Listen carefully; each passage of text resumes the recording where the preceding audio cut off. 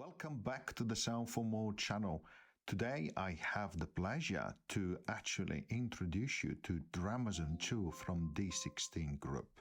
Before I continue, I would like to remind my viewers to subscribe as it helps with growing the channel. Thank you very much.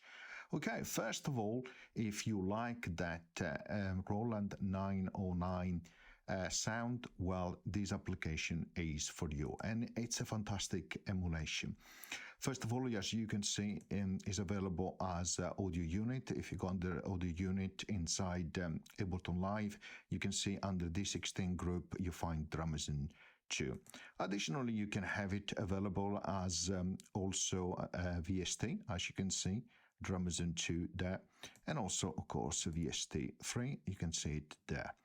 Okay, I've just loaded it on inside a channel, and as you can see, this is what it looks like.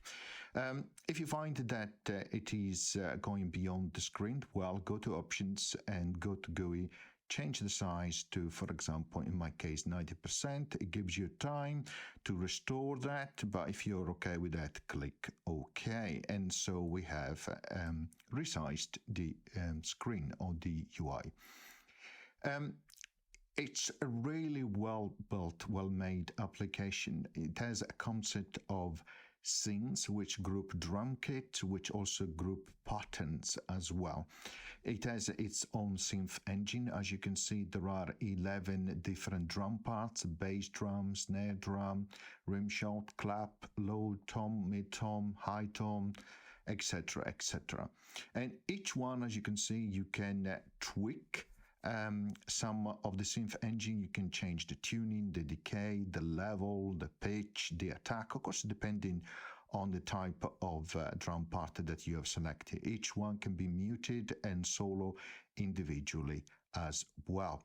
You have an option here to load different scene, as you can see, and you can filter by factory, user, by tempo, beat, instrumentation, etc., etc. You have a lot of different options, which is really amazing. Also, what I like, if you move the cursor on top of the scene, you can go to the previous and the next one scene. The buttons appear automatically. You can enable or not the internal sequencer, which is great. Here you can select the drum kit as well, similar UI. So really, really well built, and there's a lot of attention to the details. On the option here, you find option for your MIDI mapping, for host automation, the GUI, which we just mentioned, the quality as well, and also set up for your audio output as well, which comes always handy. You have different views here. At the moment we are on the synth view, but we can go on to the strips view in terms of those channel. You can see for each one that we select, then it will appear here with different settings. Again, further parameter settings here, and we can adjust the filtering. For example, we can adjust the compressor, and then we can decide where it goes in terms of audio output, bus 1, bus 2, or master. And then of course we can define further the bus send parameter.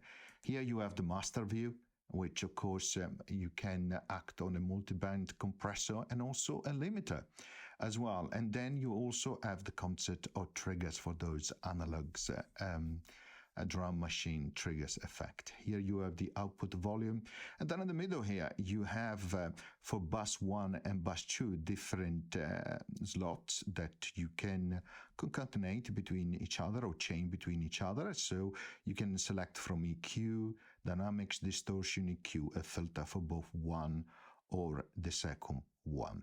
So really, really great. Additionally, here at the bottom you have patterns. You can define your pattern. It's just as simple as clicking on the grid to create your pattern. You can mute and solo each drum part. You can copy and paste. You can accentuate.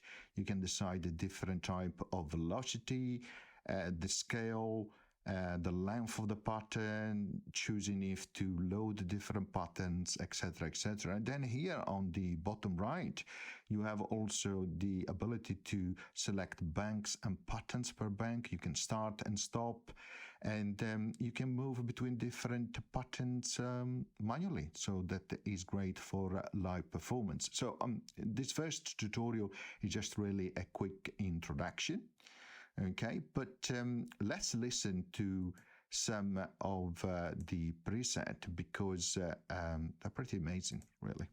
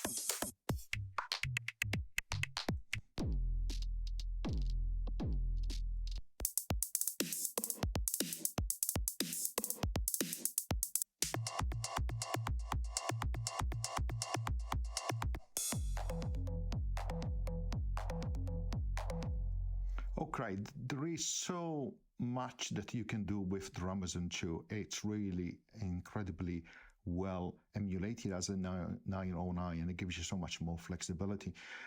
Here you have other options. You can see the attention to details that you can open up between different screens, the additional setup as well. Here in the triggers MIDI, you have the option to see the mapping against the keys. Remember, you can do your own mapping. You can trigger notes directly from outside, from your DAW. And therefore you can use it as a sound module if you have your internal sequencer disabled, if that is what you want, but you can map other parameters to do your automation on particularly parameters of each of the different drum parts.